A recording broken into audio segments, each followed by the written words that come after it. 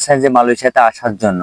তো এখন আপনারা অনেকে আমাকে জানতে চান যে ভাইয়া মালয়েশিয়া থেকে প্লান্টেশন সেক্টর বা construction sector, company sector, service sector, hotel, restaurant এবং অনেকগুলা সকল সেক্টরে কি কলিং ভিসা 2025 সালে এসে কি আর নতুন করে খোলার কি কোনো সম্ভাবনা আছে নাকি?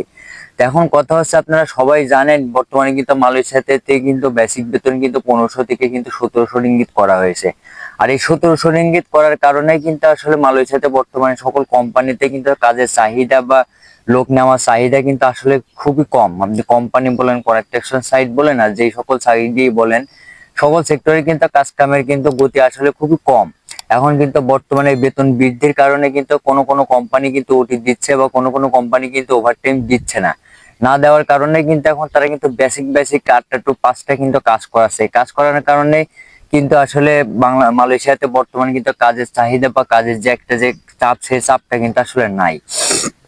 এখানে একটা কথা হচ্ছে যে যদি মালয়েশিয়াতে যদি কাজের চাপ যদি বৃদ্ধি পায় বা যদি কোম্পানি